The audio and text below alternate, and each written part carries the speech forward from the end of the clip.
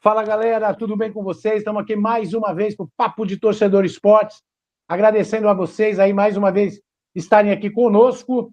Para você ainda que não é nosso, se inscreveu no canal, por favor, se inscreva, acione aí o sininho, dá like aí, enfim, participe com a gente aí para as próximas lives e que eu tenho certeza que vocês vão gostar bastante, tá bom?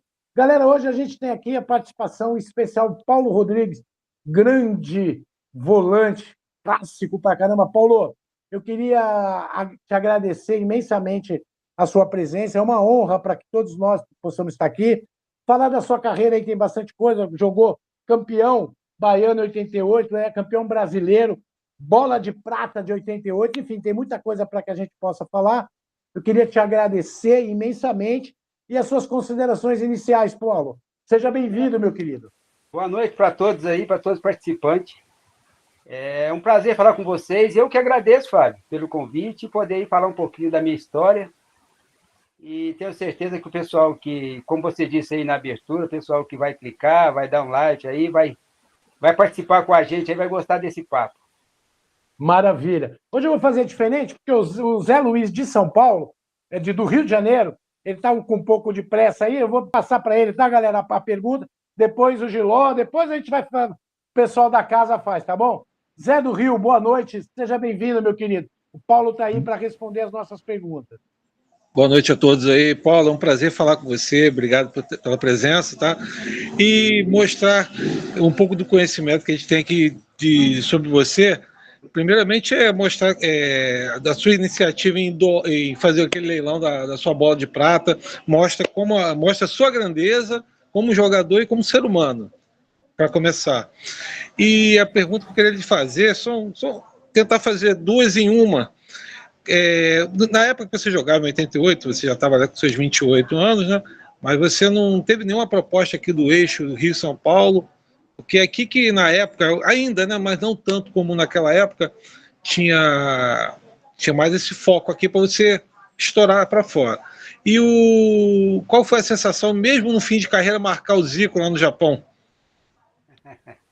Bem, te respondendo a primeira pergunta, eu tive sim uma proposta do Vasco da Gama, quando eu estava no Bahia, mas não teve a concretização do negócio, porque naquela época, vocês sabem, na década de 80, o passe não pertencia ao jogador e nem empresário, pertencia ao clube.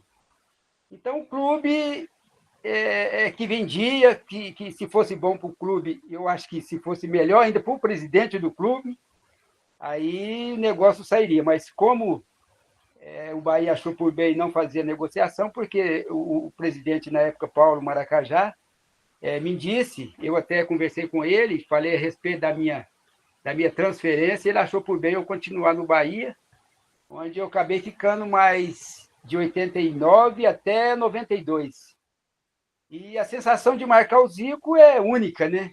É única, porque é um ídolo, acredito que não só da gente, mas do Brasil inteiro. Eu que acompanhei o Zico assistindo aqueles clássicos do Maracanã, aqueles Fla-Flu, Fluminense e Flamengo, Vasco e Flamengo, então Botafogo e Flamengo, e o Zico colocando sempre aquela bola com a mão ali na gaveta quando batia a falta. Então, a preocupação maior foi essa, a gente não fazer falta na entrada da área, porque o Zico, mesmo com a idade que estava no Japão, a facilidade de bater na bola, a gente vê isso até hoje, né? Às vezes eu acompanho aí os vídeos dele e a facilidade dele era incrível. Então, foi uma sensação única, uma sensação... Mas dentro do campo aí tudo fica igual, né? É tudo normal e a gente... Mas é claro que marcar um ídolo é completamente diferente de a gente marcar qualquer um outro jogador. Maravilha. Giló, boa noite, meu amigo. Você, querido. Opa, boa noite a todos. Prazer em conhecê-lo, senhor Paulo Rodrigues, tudo bem? Prazer é meu, tudo bem. Parabéns pela carreira. Primeiro, um comentário, eu acho que o Bahia nunca teve tanta torcida em 88 como foi naquela final, né? Tirando os torcedores do Inter e do Vitória, o Brasil inteiro era Bahia, né? É verdade, verdade. É aquela sensação de torcer para o mais fraco, né? A gente tem isso. O brasileiro tem isso. Então, Mas, eu acho que isso ajudou muito também, porque foi uma corrente positiva, né, para o Bahia, e isso ajudou bastante. mas era um timaço também, né? É um time que encaixou, né? Encaixou. Desconhecido, não tinha medalhão, não tinha jogadores muito conhecidos, mas tinha bons jogadores, e eu acho que o que fez a diferença também foi, fora do campo, Evaristo de Macedo fez uma grande diferença. Mas sabe o que eu queria te perguntar? Você tem acompanhado o futebol, claro. Do jeito que está o Brasil hoje, eu ouvi um termo de espanholização do futebol. Vai ficar meio que Real Madrid e Barcelona, é o que tende a ficar Flamengo e Palmeiras. Você também concorda? Vai ser difícil aparecer um terceiro aí? O que você acha? Eu acho difícil porque nós mudamos, né, nossas características. E essas características estão sendo mudadas já lá embaixo. A preocupação maior é essa, que está sendo mudada lá na base. Porque quando você muda lá embaixo, a tendência é refletir aqui em cima, né, no profissional. Então, eu acompanho muito, eu procuro me atualizar bastante, principalmente a respeito das categorias de base, porque de onde surgem os jogadores, né, os melhores jogadores, aqueles jogadores que vão ser no futuro profissionais. E, para te falar a verdade, não só para você, mas para todos aí que estão participando, os ouvintes, todo mundo, e a preocupação é grande, porque nós estamos mudando nossas características, né? Nós não temos mais.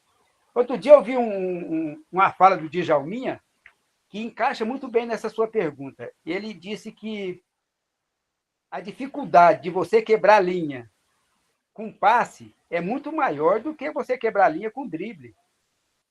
Então, o que a gente está fazendo de algum tempo para cá? A gente está procurando quebrar essas linhas com passe. Aí fica muito mais difícil. Fica mais fácil para o marcador, claro. Eu que fui marcador sei que quando você começa, quando você enfrenta o adversário, que ele começa a tocar a bola para o lado, para trás, para um lado e para trás, fica muito mais fácil de você encaixar uma marcação do que aquela equipe que vem para cima de você e passa pelo primeiro marcador. Aí vai abrir, claro que vai abrir ali um espaço para que ele toque a bola e eu acho que aí vai definir bem o que é o nosso futebol hoje, que nosso futebol hoje está, como você disse aí, né, está muito mudado e a gente está querendo copiar uma coisa que nós não podemos copiar porque nosso futebol sempre foi quebrando linhas com dribles, com velocidade, com improvisação principalmente e ultimamente nós estamos carentes desse tipo de jogador. Paulo, só queria aproveitar e falar, eu sempre digo aqui, falo com a rapaziada, que o fato da seleção brasileira de 82 ter perdido a Copa foi um desserviço para o futebol brasileiro.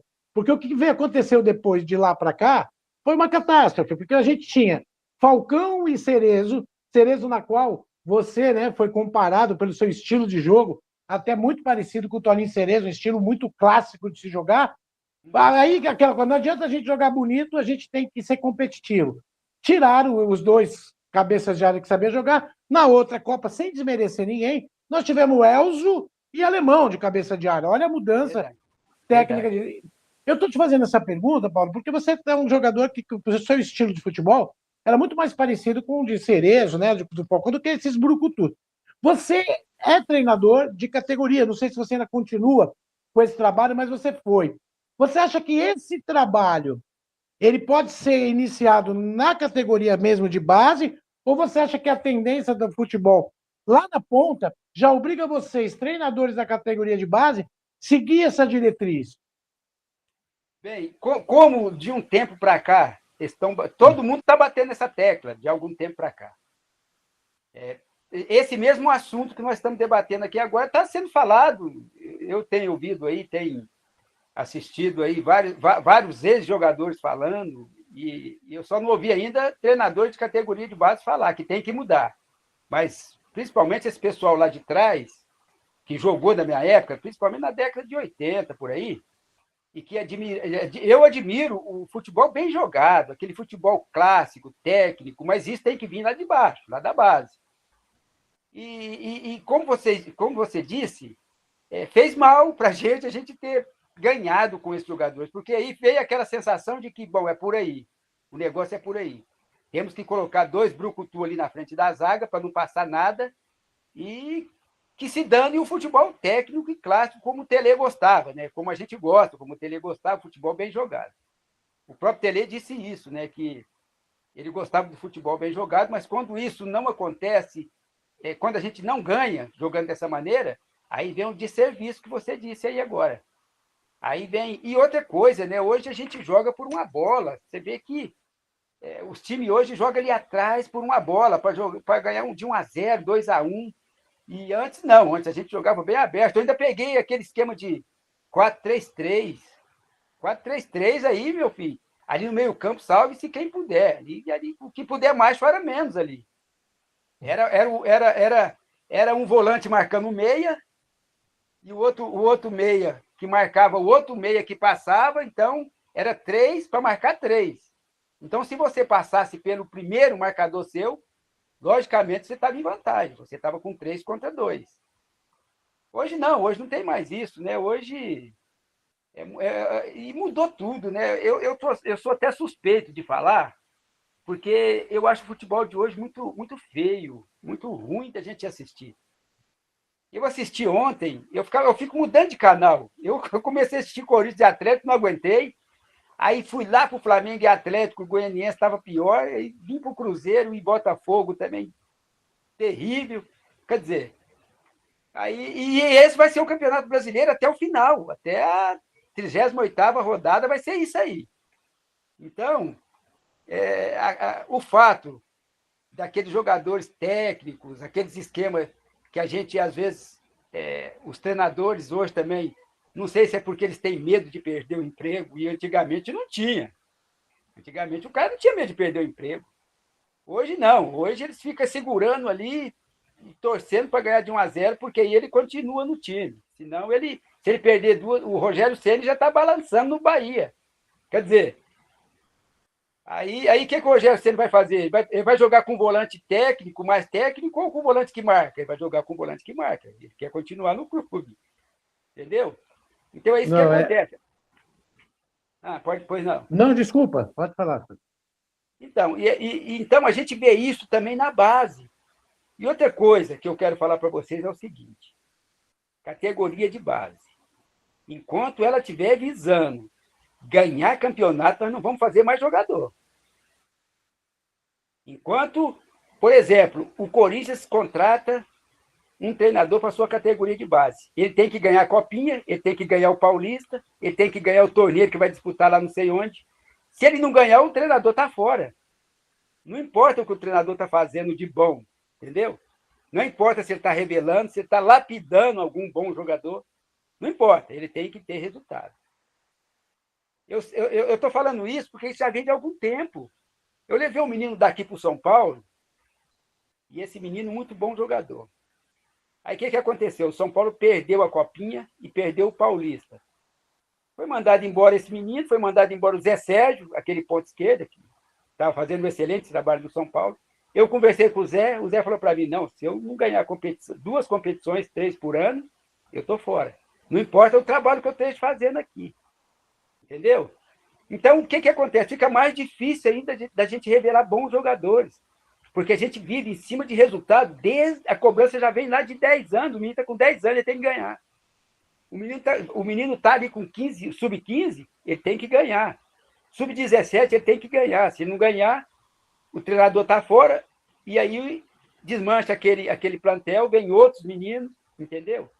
Então, enquanto a gente estiver trabalhando nas categorias de base, em cima de resultado, nós estamos perdidos. Nós temos que fazer trabalho de longo prazo para a gente conseguir lapidar esses meninos para fazer jogadores com habilidade, aquele jogador que a gente tinha antes.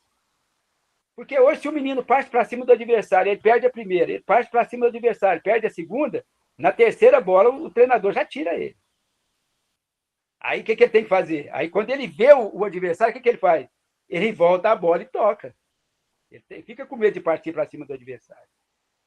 E aquele jogador da minha época, por exemplo, da década de 80 até de 90, a gente tinha jogadores que perdiam a primeira, a segunda, a terceira, a quarta bola, mas ele nunca deixava de ir para cima do adversário.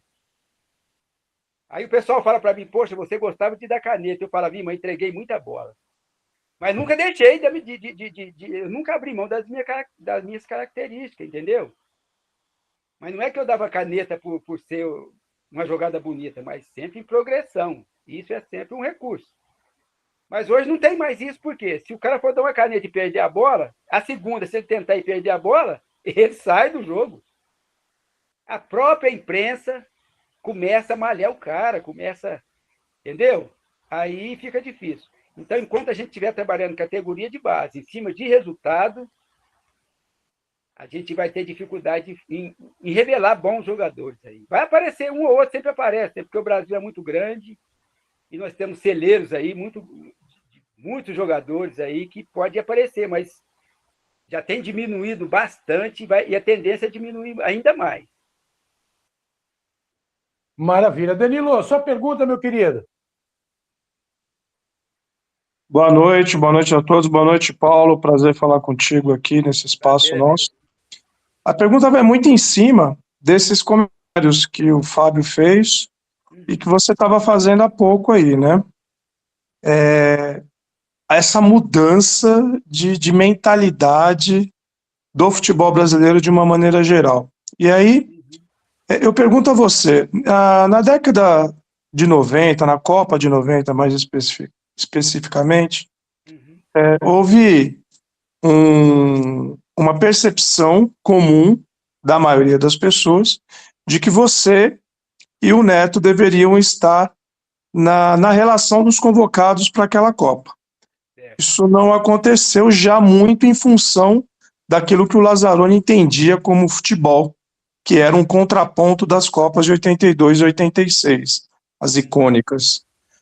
Qual foi seu sentimento em ter ficado fora dessa Copa, porque é a cereja do bolo na carreira, né, de um jogador de futebol, e você tinha plenas condições de estar integrando o grupo e contribuindo bastante com aquela seleção, por mais que tenha perdido para a Argentina ali, mas nós tínhamos recursos aqui no Brasil que poderiam ter feito a diferença e o Lazzaroni não quis levar. Como é que você se sentiu, assim, qual foi o tamanho dessa frustração e o que você pode falar um pouquinho para a gente nisso aí? Obrigado. Por nada. Bem, primeiramente, não só eu, mas qualquer jogador de futebol, a intenção dele e a meta dele é o quê? Chegar à seleção brasileira. E a minha não era diferente. Trabalhei sempre para isso. Para chegar à seleção brasileira, principalmente quando a gente acha que a gente tem condição de uma convocação. Aí essa convocação não veio na Copa América. Quando não veio na Copa América, eu já sabia mais ou menos que dificilmente eu ia ser convocado para disputar a Copa do Mundo. Porque, normalmente, quando você disputa uma Copa América e logo em seguida vai ter a Copa, aí você já tem um grupo praticamente formado, entendeu? Você já tem aquele jogador seu de confiança e dificilmente você vai tirar um jogador desse para convocar um outro jogador por lugar. A não ser um caso de contusão, um caso extremo nesse sentido. Então, quando eu não fui chamado para a Copa América, aí eu já mais ou menos já sabia. Então, quando não aconteceu a convocação, depois da Copa América, então a frustração já tinha passado, entendeu? Porque já foi lá no início, já foi lá quando o Brasil foi jogar aquela Copa América em Salvador, que houve aquele negócio todo, que o Maracajá pediu para o pessoal não ir no campo, aí teve que mudar para Recife, jogaram ovos lá nos jogadores do Brasil, na comissão técnica e tal. Foi muito ruim aquilo também. Aquilo também, eu acredito que tenha colaborado para a minha não convocação, porque aquilo mexeu muito, né, principalmente com o pessoal da comissão técnica da seleção brasileira, porque o objetivo era disputar a Copa América em Salvador. Então, a frustração ficou mais lá atrás. Mas falar que não fiquei chateado, claro que fiquei. Porque a gente trabalha, a gente procura fazer tudo aquilo dentro da nossa posição, principalmente eu dentro da minha posição, tudo aquilo que eu tinha condições de fazer, mas para mostrar isso para o mundo inteiro. E jogando principalmente na seleção brasileira, com bons jogadores, jogadores que muitos jogando fora do país. Ia ser uma experiência muito boa para mim. Eu tinha certeza também que depois da Copa eu iria para a Europa, tranquilamente. Tanto é que a maioria daqueles jogadores, alguns já jogavam na Europa e outros foram para a Europa. Então era esse o meu objetivo. Mas não aconteceu, isso não foi para mim o fim. Eu ainda joguei o campeonato de 90 bem, de 91, 92, quando eu saí do Bahia, depois ainda fui para o Japão. Quer dizer, não deixei me abater nesse sentido, porque eu sempre fui muito profissional. Mas que eu fiquei chateado, fiquei porque eu tinha condições de fazer parte do grupo, como você disse. Eu não estou falando aqui que eu iria ser titular da seleção, mas poderia sim fazer parte do grupo. E depois do jogo do Inter, na final, que nós empatamos 0-0, que o Bahia foi campeão, um repórter da Rádio Globo me entrevistou depois do jogo e falou: sua convocação está certa. Eu tenho uma fonte aqui do Rio de Janeiro que a sua convocação está certa. Só que eu não me iludi com isso, porque eu falei, só há confirmação depois que o Lazzaroni passar o nome dos convocados, e que acabou não acontecendo. Mas, dentro da sua pergunta, tem também, houve aí no início, né, e uma outra pergunta, por que eu não saí para o Rio e tal. Teve uma situação também que, depois que o Bahia jogou aquela final contra o Inter, que nós jogamos na terça-feira a primeira partida pela Libertadores, que nós ganhamos de 2-1 do próprio Inter, lá em Porto Alegre. Quando eu cheguei em Salvador, um diretor do Vasco me ligou e falando para mim, você pretende ser convocado para a seleção? Eu falei, claro. Ele falou, então vem para o Vasco.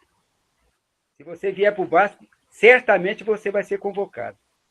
Agora, se você ficar em Salvador, se você continuar no Bahia, vai ser muito difícil a sua convocação. Então, no momento em que eu renovei meu contrato com o Bahia, eu também ali praticamente descartei a minha convocação, porque eu sabia que os bastidores não iam deixar com que eu fosse convocado, entendeu? Então, há essas coisas. Ainda tem, né? Até hoje tem isso. Mas, o Eurico era diretor de seleções nessa época. Oi? O Eurico era diretor de seleções nessa época. Verdade. Eurico. E aí, o Lazzaroni era o treinador do Vasco e depois foi treinador da seleção. Tanto é que levou alguns jogadores do Vasco e tal. Bismarck. Não levou o Neto e levou o Bismarck. Verdade. Verdade, foi isso. Então foi isso. Quando eu renovei meu contrato com o Bahia, eu praticamente descartei também a minha convocação para a seleção, porque eu sabia que ia ficar mais difícil ainda. E foi o que acabou acontecendo. Maravilha. Ronaldo Ribeiro, sua pergunta, meu querido. Boa noite. Vou falar, Zé. Você é o próximo. Vamos lá. Boa noite, Paulo. Tudo bem? Boa noite. Eu queria te saber, você falou de futebol, de alegria e tal. Qual foi a sua emoção quando você foi para o Japão fazer o gol do título, né? Centro do Alcino e o gol do título, né? Você fez, acho que o gol de cabeça, não foi isso? O gol do Verde? Não, ali foi, na final, eu sofri, foi o pênalti. Ah, tá, porque você vê como as histórias que a gente procura saber, né? Wikipédia da Veia, os caras colocam os negócios, a gente já passou isso com outro convidado. Mas já, como é que foi a passagem do Japão na sua vida, né? Que é uma mudança radical de comportamento, de sistema de vida. E você estava falando da base, eu vejo o seguinte, Paulo, a base hoje são todos meninos de empresário. Verdade. Então, você não consegue treinar fundamento, que é o que você falou. Precisa ganhar título, senão não tem que espelhar o time principal. Então, fundamento esquece. Na sua época que você começou, você era obrigado a treinar fundamento, senão não ia subir na carreira. Ponto. Claro. Eu lembro de uma passagem, acho que alguém aqui deve lembrar, o Michel Serdan, que era presidente da Mancha Verde, aqui em São Paulo, ele bateu no treinador do Palmeiras, na categoria de sub-15, se não me engano, porque ele tirou o filho dele do jogo. Ele invadiu o campo e agrediu o treinador. Gente, olha onde nós chegamos na categoria de base. É um absurdo. Pelo amor de Deus, cara, como é que você vai criar e como é que você vai colocar jogadores para uma seleção? O empresário do sub-15 já quer levar para a Europa, o cara não faz nem carreira aqui no Brasil. Mas, vamos lá. Me fala da sua passagem no Japão, como é que foi essa mudança de cultura radical, do acarajé para o sashimi, né? Por sashimi. A gente da década de 80, 90, por aí, a gente era cascudo, né? Não tinha frescura. A gente era cascudo. Então, quando você é casca grossa, nada te aperta. Quando eu saí daqui para ir para o Japão, o pessoal falou, você vai sair de Salvador, porque quando eu saí para o Japão, eu já tinha saído de Salvador. Você vai sair de 35, 36 graus para 7 graus, 6 graus, 5 graus. Eu falei, não, mas não tem problema nenhum. Não tem problema nenhum. Então, eu não tive esse problema de mudança, né, do clima, e nem a mudança eu comia de tudo, como de tudo. Então, quem é acostumado, meu amigo, quem é acostumado a comer? Eu tenho um amigo que ele fala, quem é acostumado a comer costela de frango, quando você chega na coxa do frango, ela pode estar congelada, que você come. Então, eu nunca tive esse problema. É complicado. Eu nunca tive esse problema, não. Porque hoje que tem muito isso, né? A gente nem nutricionista a gente tinha. No Bahia, a gente não tinha nutricionista. A gente não... Aí eu vou sempre em Salvador. Hoje a gente vê tudo completamente diferente, né? Antes a gente estava, às vezes, jantando na Concentrado para jogar, a gente falava para a tia Ana, lá da cozinha, frita um ovo aí para mim, frita um bife assim para mim e tal. Não tinha nada, não tinha isso que...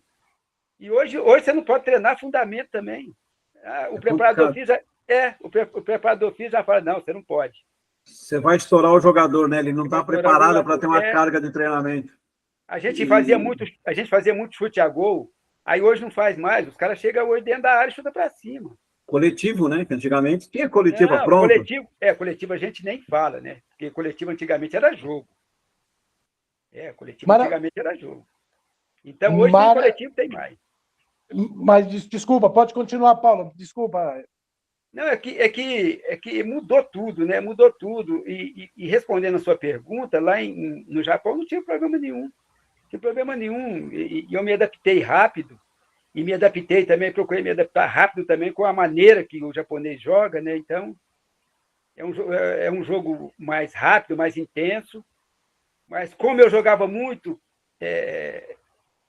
com o que o jogador adversário pensava, eu sempre fiz isso na minha carreira inteira. Então, eu sempre procurei antecipar, né, a jogada antes. Então, eu tinha facilidade até lá. Porque o japonês, depois que ele olhava, antes da bola chegar, aí quando a bola chegava, ele dava ali mesmo onde ele olhou antes. Então, o que eu fazia? Eu já antes da linha antecipava. O brasileiro não, o brasileiro... E o caneta deve estar dando várias, hein? Eles vêm pedindo, né? Aí não tem como. Arthur Ortega, Zé, já vou falar para você. Arthur Ortega. Ô, Paulo, primeiro, parabéns pelo comentário da categoria de base. Né? Eu tenho escutado muita gente falando sobre isso. Você foi preciso, gostei dessa observação que você fez, foi maravilhosa, né? E o que acontece? Eu quero falar da época dourada. Você viu uma época dourada no Bahia. Primeiro, boa noite, me desculpe, tá? Tranquilo, boa noite. Você viveu aí, você foi campeão brasileiro em 88, semifinalista em 1990. E o Bahia depois não chegou entre os 4 primeiros, nunca mais no Campeonato Brasileiro, pelo menos o que vem na minha cabeça agora.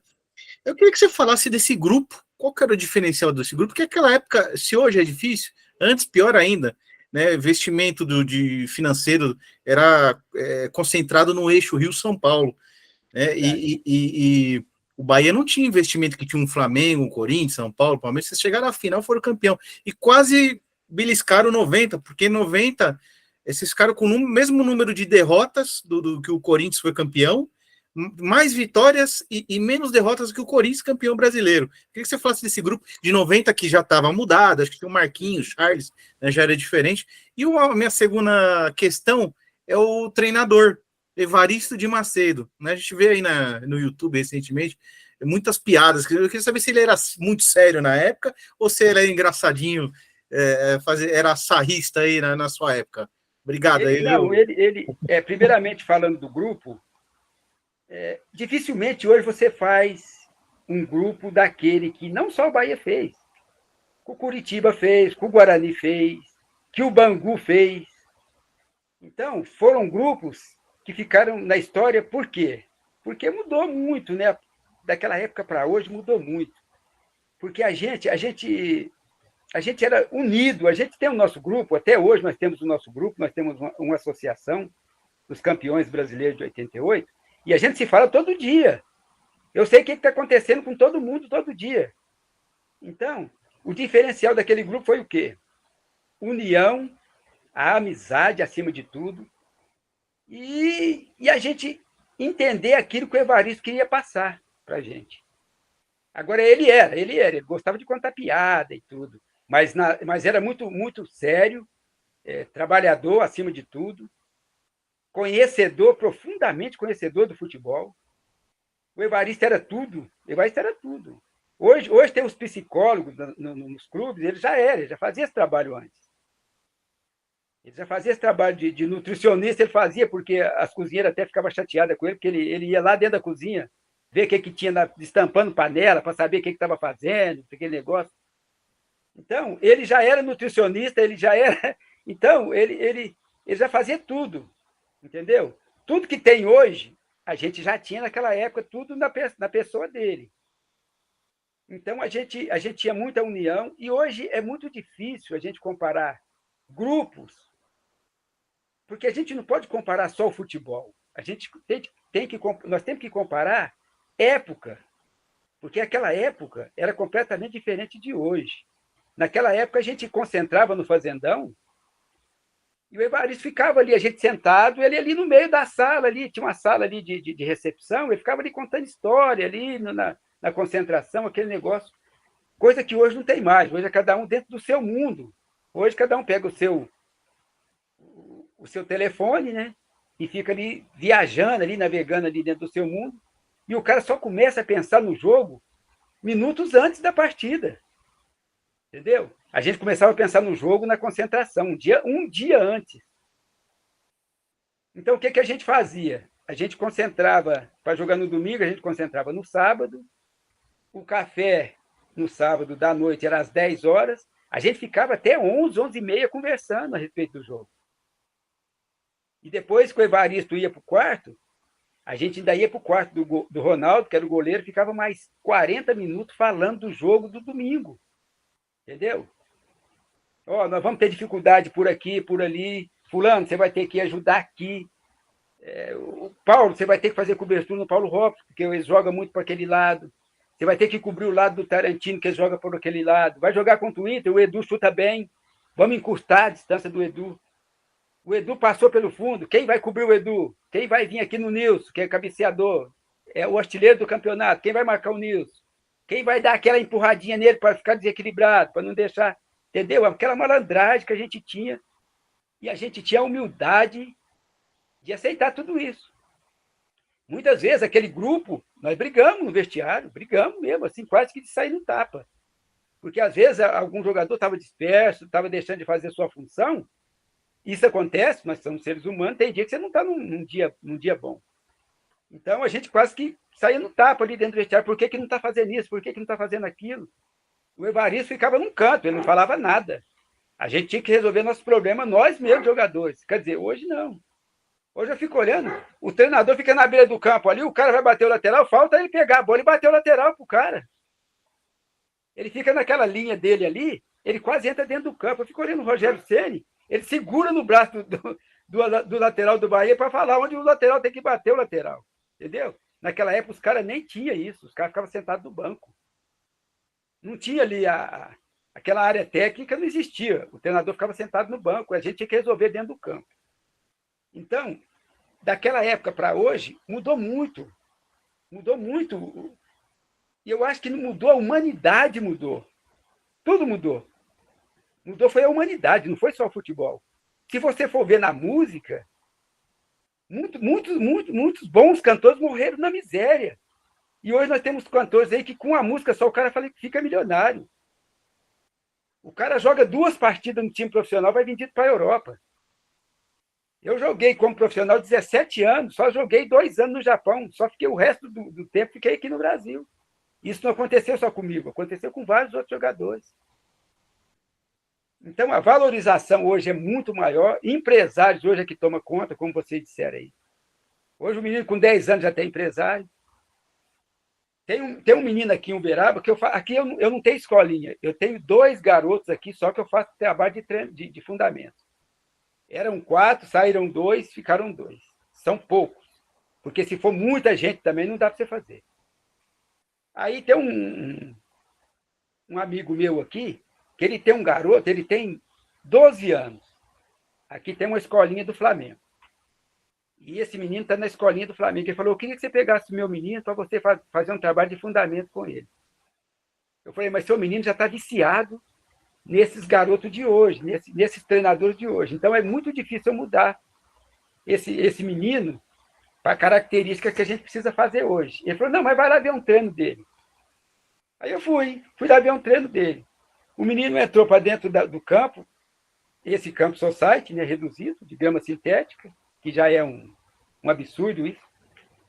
O menino entrou com as 2 chuteiras desamarradas, o pai entrou, ficou de joelho, o menino pôs o pé no joelho do pai para o pai amarrar a chuteira para ele. Quer dizer, eu falei, aí terminou o treino, eu falei para o pai, eu falei assim, você está fazendo tudo errado. Manda esse menino amarrar a chuteira dele.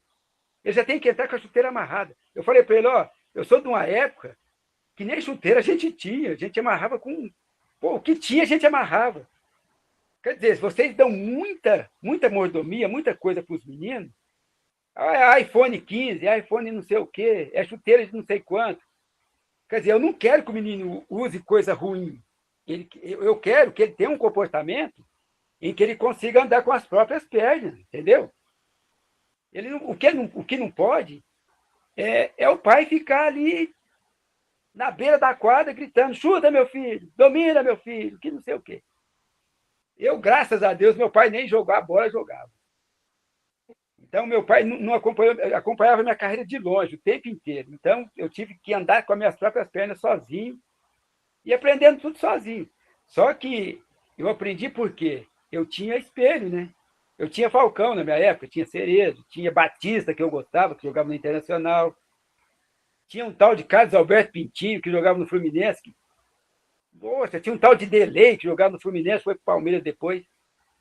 Quer dizer, esses caras é tudo espelho. Hoje eles vão espelhar em quem? Em quem? Não tem espelho mais. Aí eu estava conversando. Pode falar. Casimiro. Você tirou da minha boca.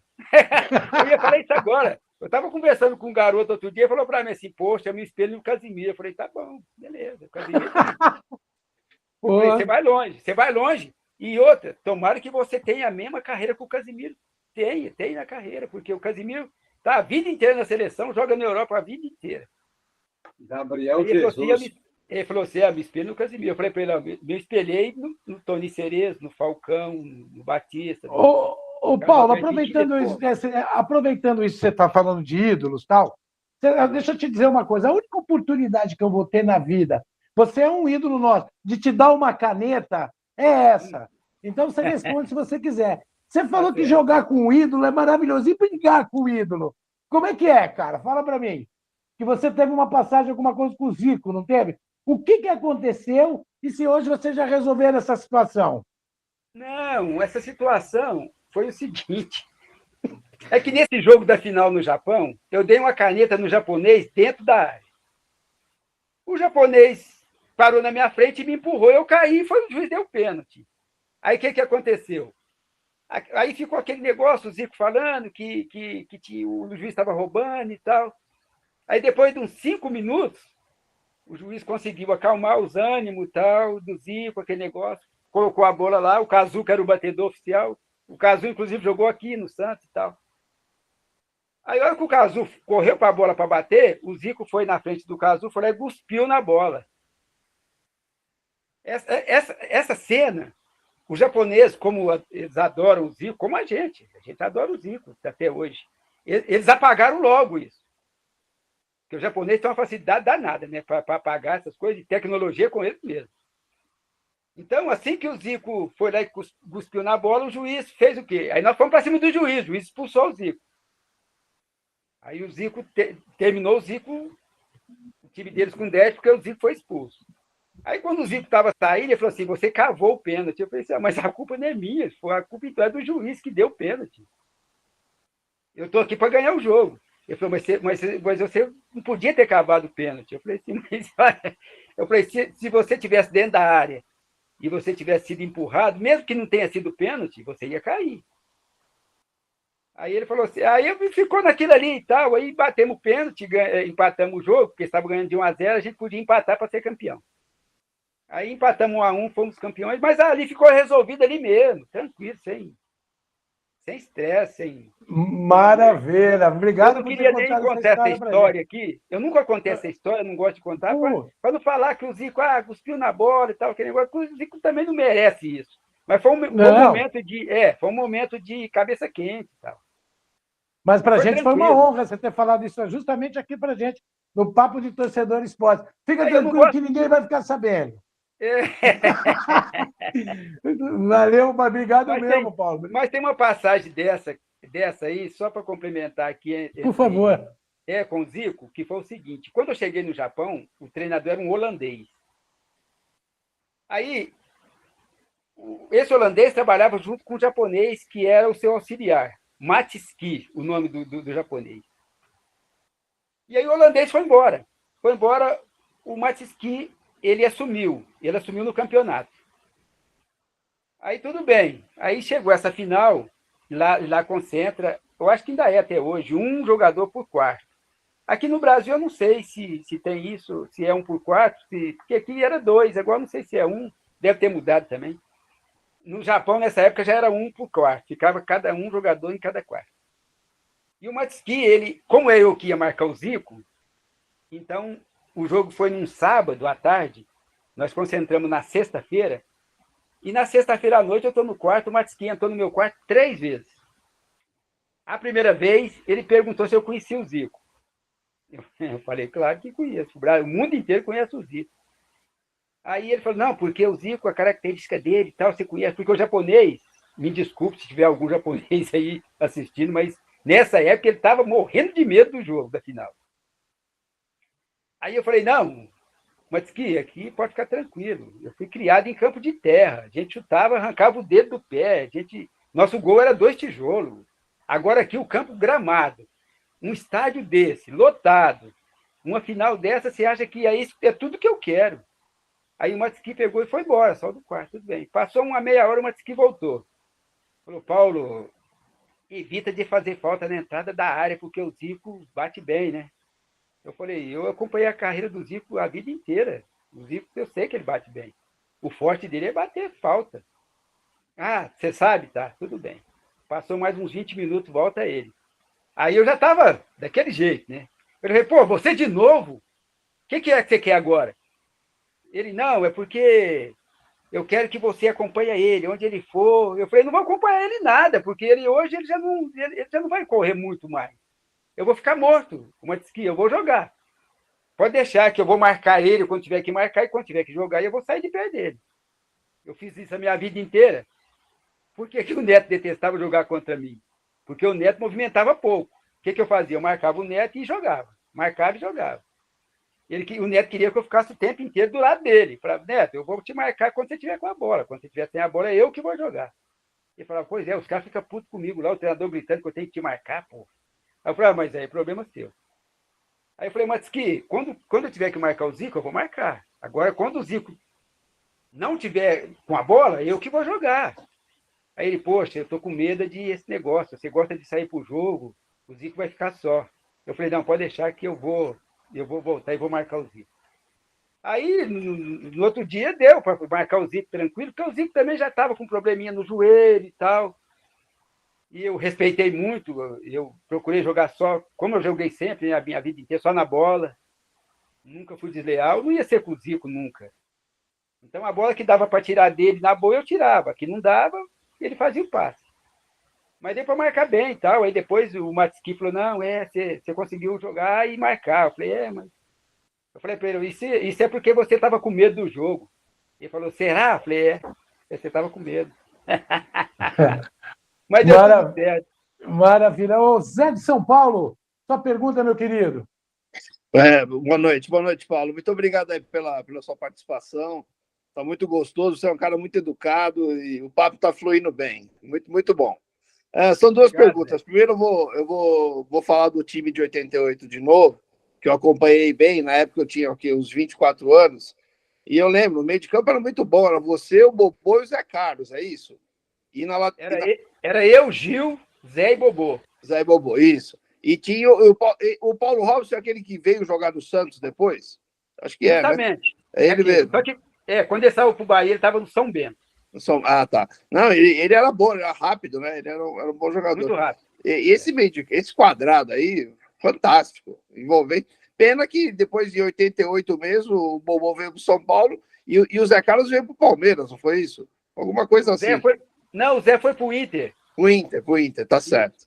Tá bom. Não, muito legal. E é um time realmente memorável. Eu sei que você falou, tem até um grupo até hoje e tal. E, coincidentemente, a primeira vez que eu fui para Salvador foi em 1989. Vocês tinham acabado de ganhar. Se eu não me engano, a final foi em fevereiro de 89, uma coisa assim. 19 de fevereiro de 89. É, isso mesmo. E vocês tinham acabado de ganhar, eu fui lá para conhecer, perto do Carnaval. Entendeu? Bem, na Bahia já é um carnaval. Com o Bahia sendo campeão brasileiro, não precisa nem falar, né? Não, o carnaval estendeu, né? Não parou. Foi embora. Muito legal. Agora, uma outra coisa. Você mora em Uberaba. Eu entrei um pouquinho atrasado. O meu irmão também já fez a pergunta aí. O meu pai, veja bem, o Edinho Macarrão, que é teu amigo aí, você conhece ele há muitos anos, ele é meu primo de segundo grau. Tá? Ele é um pouquinho mais novo que eu. Meu e do Ângelo, meu irmão. E meu pai e o pai deles eram amigos de infância, aí em Uberaba, tá? Legal. Agora eu não lembro se meu pai morava... Ele já me contou, ele falava muito de dois bairros, um era Abadia e outro Mercês. É um perto do outro? Não, fica longe um do outro. Eu moro no Abadia. Você mora na Abadia? Legal. Moro. O Mercês é do outro lado da cidade, fica um pouco longe daqui. Tá. Eu já tive aí 2 vezes, mas assim... As 2 vezes que eu fui foi 3 dias cada vez, então não deu para conhecer o Berabão, tudo. Fui lá no mercado, tomei umas caipirinhas, tava bom o negócio aí, entendeu? Mas é uma cidade muito boa, muito próspera, muito legal. Aqui é tranquilo, Aqui mas bacana. Muito obrigado, um grande abraço para você, viu? Tá, um grande abraço, prazerão falar com você. Eu tô achando, Paulo, que o Zé vai te ligar uma provável sociedade de fast food, de entregas. Então, ele já está mapeando o lugar, entendeu? Aguarde essa ligação aí, tá, Paulo? Não, pode ligar, Zé. Negócios, né, cara? O Zé é um homem de negócio. Só voltando um pouquinho na pergunta do Zé, que ele falou aí daquele memorável meio-campo. A gente não pode esquecer que, em 90, o meio-campo entrou Luiz Henrique no lugar do Bobô, que era um extraordinário jogador. Não podemos esquecer disso. Esse que veio para o Palmeiras. Isso, esse que foi para o Palmeiras. Isso mesmo. Muito bom. Muito Jogava bom muito, jogador, né? Muito bom. Em 90, ele fez um campeonato extraordinário pelo Bahia. Muito bom jogador. Bom. E aí mudamos um pouquinho a maneira de jogar, mas muito pouco. Aí a gente jogava um quadrado com eu, Gil, Zé e Bobô. Aí depois a gente veio aqui para um triângulo, que era eu, Gil e Luiz Henrique. Porque o Bobô já tinha saído. É verdade. Paulo, o Luiz Henrique veio da categoria de base? Ele subiu? Não, o Luiz Henrique era da Catuense. Que legal. Mocedo, depois foi para a França. Isso, foi para o Mônaco, depois voltou para o Fluminense, mas ele teve um problema sério nas costas, aqui no ciático, que ele parou de jogar cedo. Ele teve um problema que ele não conseguiu recuperar. Naquela época, a Catuense fazia muito bons jogadores. O Zanata, lateral direito, saiu de lá. O próprio Bobô saiu da Catuense. A diferença do Vitória, que é o que briga com vocês aí na Bahia, o adversário, né? Forma mais jogadores que o Bahia. Por quê? Porque leva mais a sério as categorias de base, o Vitória. Entendi. Contrata muito bons profissionais para as categorias de base. O Vitória sempre foi assim. Desde a minha época, o Vitória sempre levou muito a sério. O Vitória sempre faz bons jogadores. Sim, sim. O Bahia sabe por que as categorias de base do Bahia caiu muito da minha época para cá? Porque na minha época, se você for ver, aquele time de 88, olha aqui, Ronaldo, começou lá. Zé Carlos começou lá. João Marcelo começou lá. Aí depois teve outros, vários jogadores que começaram nas categorias de base do Bahia, que sempre fazia bons jogadores. Aí o que o Bahia começou a fazer? Começou a levar de treinadores a comissão técnica toda, de São Paulo, para trabalhar em Salvador. Então, o cara chega lá, é completamente diferente. Você vai fazer um trabalho em São Paulo, no Rio, é de um jeito. Você chega no Nordeste, é completamente diferente. Então, isso fez com que o Bahia deixasse de fabricar jogadores em casa. E o Vitória não. O Vitória sempre valorizou o pessoal de casa, da casa, ex-jogadores. Os clubes hoje não fazem isso mais, né? Não tem aqueles ex-jogadores que jogaram para trabalhar no clube. Eu nunca tive essa intenção, porque eu acho que quando você faz um trabalho igual nós fizemos no Bahia, eu acho que, para mim, voltar, eu não voltaria para trabalhar no Bahia, não. Porque tudo tem sua época e tudo tem seu tempo. Eu acredito muito em Deus. Deus me colocou naquele grupo para a gente ser vencedor naquela época. Então, se eu voltar depois, o Charles voltou como treinador, não deu certo. O Bobô voltou depois, não deu certo. Aí a gente conversando em Salvador, eu falei para ele, gente, a nossa época era aquela. Então, já me convidaram para trabalhar mas nas categorias de base, eu falei, não quero, porque o que eu tinha que fazer no Bahia eu já fiz. Entendeu? Aquela história que fala que o bom filho a casa torna, às vezes ele é expulso, da segunda vez ele é expulso de casa. Ô, Paulo, nós temos aqui, aproveitando já que está falando do Bahia, nós temos aqui um torcedor ilustre do Bahia, o Wildes. Ô, Wildes, você é novo, eu não sei se você tem alguma recordação dessa, que você tem essa cara de bebê, né? Mas no bebê que eu não digo na criança, é de bebê mesmo. Mas, enfim, só para ele falar. E eu queria que você... Está aí o Paulo, se você quiser falar com ele, aproveitar. E não sei qual é a lembrança que você tinha como torcedor daquela época, que você pode passar aí para ele. O seu microfone está desligado, meu querido. Bom te ver. Microfone, Wilson, está desligado. Aê! Então, boa noite a todos. Boa noite, Paulo. Boa noite. Eu tenho poucas lembranças, né? Até por conta da idade e tal. Mas 59 é nosso, 88 também. 90 poderia ter sido. Eu entrei 20 minutos atrasado aqui na live, mas a minha pergunta para o Paulo é o seguinte. Paulo, você é considerado o melhor cabeça de área que o Bahia já teve. E eu concordo plenamente.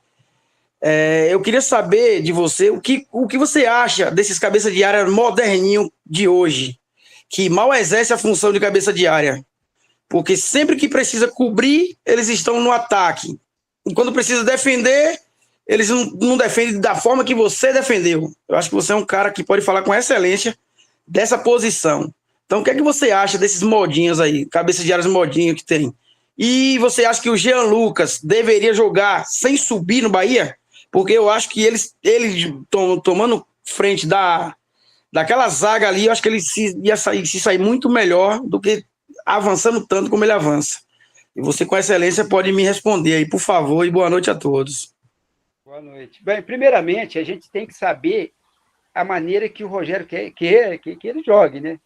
Porque isso aí, para te falar a verdade, eu fiquei estudando o Bahia taticamente no jogo contra o Inter, e eu fiquei meio confuso ali, para te falar a verdade, fiquei meio confuso. Por quê? Porque não que o jogador não desempenhe bem a sua função, é porque, às vezes, há um equívoco ali, como você disse mesmo, do Jean Lucas, que, às vezes, ele sobe, às vezes, ele não sabe se ele vai cobrir o lateral, se ele vai ficar na frente da zaga. Então, eu precisava saber, para me te responder isso, o que o Rogério Ceni pede para ele. Porque ele deve ser aquele jogador obediente taticamente, porque hoje tem mais... o jogador hoje ele tem que ser mais obediente taticamente do que ele seja um bom jogador tecnicamente. É diferente da nossa época. Ô, Paulo, mas assim, desculpa rapidinho, mas eu vejo isso em todos os clubes do Brasil. Então, assim, eu acho que não é um problema só do Rogério Ceni nessa questão. Eu acho que todos os treinadores estão com essa mentalidade, porque os caras de linha ali de frente, eles sobem muito, tanto cabeça de área como zagueiro. Às vezes a gente nem sabe quem é zagueiro, quem é cabeça de área, quem é meio de campo, de ofício, porque eles sobem muito. Isso aí é mais... Você tem razão, a maioria dos clubes joga dessa maneira. Mas é difícil a gente discutir a maneira tática de cada equipe, porque cada equipe tem jogadores com um comportamento diferente.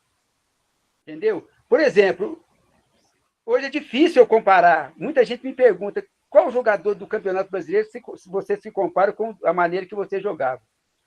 Eu falei, primeiro que se fosse para me jogar hoje, eu não sei se eu jogaria porque eu era desobediente taticamente, entendeu?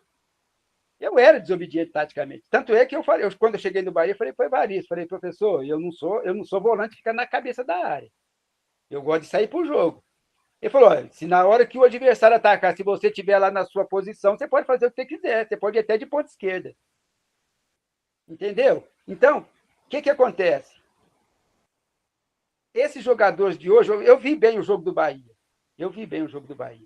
Agora, a defesa do Bahia, os dois zagueiros do Bahia, eles precisam de um cara de contenção ali. Entendeu? Porque quando você joga com dois zagueiros com pouco recurso, você precisa de estar ali, cobrindo o zagueiro. E quando esse zagueiro sobe, aí que você precisa mais ainda estar ali fazendo a cobertura dele. Então o que o Bahia tem que fazer? A sua pergunta faz sentido, por quê? Porque o Bahia precisa de um volante ali, então, para cobrir. Entendeu? Porque o Canu, eu venho acompanhando o Canu há muito tempo no Bahia. O Canu, o que acontece com o Canu? Às vezes, ele está no lugar que ele não deveria estar. E, às vezes, ele não está no lugar que ele deveria estar. Entendeu? Porque eu gosto de fazer muita leitura do jogo. Então, inclusive, o meu forte era isso. 5 minutos de jogo, eu já fazia leitura do jogo. Como que a equipe adversária estava se comportando. Para quê? Para você neutralizar a jogada daquele lado ou do outro. E atacar daquele lado mais vulnerável do adversário ou do outro, entendeu? Então, isso também hoje não tem mais quem faz essa leitura. Então, se você tem na sua equipe 2 jogadores para fazer essa leitura, o Bobô também é inteligentíssimo. O Bobô já chegava para mim e falava, os caras estão entrando por aqui, você já viu? Eu falei, já. Eu vou marcar desse lado. Aí eu chegava no Bobô e falava, Bobô, tá mais fácil passar por aqui. Ele falava, já descobri que por aqui é mais fácil. Então, essa conversa dentro do campo, você não vê também hoje. Não tem isso. Então, eles não se comunicam dentro do campo, entendeu? Aí, às vezes as equipes de hoje, não só o Bahia, está sendo atacado 90 minutos pelo mesmo lado e não tem um jogador para chegar nos demais e falar assim, poxa, vamos neutralizar desse lado, os caras estão vindo por aqui. Por isso que eu falo que hoje todas as equipes hoje necessitam urgentemente de um capitão. Pô, se você for ver as equipes passadas, anteriores, aí, eu estava até falando com o pessoal aí, da década de 80 e 90, todas essas equipes boas tinham um bom capitão, gente. Tinha um bom capitão. O capitão é para quê? Para usar braçadeira? Não. O cara é para fazer a leitura do jogo. Entendeu? E é um cara que todo mundo respeitava. Eu fui capitão no Bahia, todo mundo me respeitava. Então, nós temos ausência hoje de capitão. Tanto é que quando o capitão vai ser substituído, ele dá a braçadeira para o cara que está entrando. Isso é um absurdo. O cara que está entrando não está no calor da partida e ele nem sabe o que está acontecendo. Ele vai demorar 10 minutos para fazer a leitura do que está acontecendo dentro do campo. E ele é o capitão. Entendeu? Eu já vi coisas acontecerem que o capitão pega a braçadeira e joga pro cara. O cara deixa ela cair, a braçadeira cai no chão. Então, banalizaram essa função, que é a função do cara que comanda ali. Então, o Bahia precisa de quê? De um cara para chegar, para responder essa pergunta que você falou para mim aí. Pô, Gianluca, você tem que ficar aqui. Pô, você tem que vir aqui, você tem que subir essa hora. Canu, fica aqui. Sai ali que o Gianluca vai te cobrir aqui. Então, não tem essa conversa, não tem esse diálogo, entendeu? Não tem essa integração ali entre os jogadores. A bola saía um pouquinho, a gente juntava ali rapidinho. Ó, tá acontecendo isso. A gente consertava. O treinador ficava tranquilo. Hoje não. O treinador fica desesperado de fora, sabe por quê? Porque tudo ele tem que resolver. Aí termina o primeiro tempo, sabe o que os caras falam? Quando ele está dando entrevista, vamos ver o que o professor vai falar daí embaixo. Vocês podem prestar atenção, que a maioria fala isso. O primeiro tempo nós não tivemos bem e tal, mas vamos ver o que o professor vai falar lá embaixo, para a gente voltar para o segundo tempo e a gente virar o jogo. Quer dizer, o treinador que tem que fazer tudo. A gente não. A gente falava, chegava dentro, o Evaristo, muitas vezes, ele ficava num canto do vestiário, quem conversava e quebrava o pau era a gente. Entendeu? Hoje não, eles deixam tudo para o treinador que tem que falar tudo, onde está errado, ele está de fora do campo, gente. Ele, lá do outro lado que aparece a jogada, não dá para ele ver direito, às vezes. Então, quem que tem que descobrir o que está acontecendo de certo ou de errado é quem está dentro das 4 linhas. É o goleiro, é os 2 zagueiros que estão lá atrás, é o pessoal do meio campo, é o pessoal da frente, que às vezes enxerga o que está acontecendo de errado da trás. Então, essa leitura que não tem mais. Ninguém faz mais essa leitura. Mas então, ninguém quer assumir responsabilidade, né, Paulo? Ninguém quer. Esse é o problema. Os técnicos são fracos. Os jogadores não têm essa aptidão como tinham os jogadores antigos de falar, o que o técnico fez, a gente esquece, vamos jogar do nosso jeito aqui, porque o jogo não é esse. O que acontecia com o Gerson, com o Carlos Alberto, os outros que faziam aquela coisa. Muda tudo. Hoje, os jogadores são medrosos, se fizer qualquer coisa, sair do time e não volta nunca mais. Não volta os técnicos são fracos. E aí, esse nível técnico de futebol que é horroroso, que você vai ficar num domingo zapeando 30 jogos e não vai achar um que preste. E outra, não tem mais capitão, não tem. Não. Aí eles inventaram um negócio de rodízio de capitão. Rodízio de pizza. Na seleção eles fizeram isso. Cada jogo é um capitão, cada jogo é um capitão. Quer dizer, eu tenho um tipo de pensamento, sou capitão. Aí no outro jogo, o outro jogador tem outro tipo de pensamento, ele vai ser o capitão. Quer dizer, ele vai passar outro tipo de informação para os demais jogadores, entendeu? E lembrando que a função de capitão foi criada lá na Inglaterra, porque não se tinha árbitro quando começou o futebol. Então, se tinha cada capitão que decidia se foi falta ou não. Como a gente, às vezes, na várzea, brincando, jogando. Por isso que foi formado. Não, mas foi por isso que tem essa função capitão. Ô, Paulo, a gente está chegando no final da nossa live aqui. Não quero mais ficar tomando. Você, cara, eu sei que você é um cara bom pra caramba. Uma resenha muito gostosa contigo aí para fazer.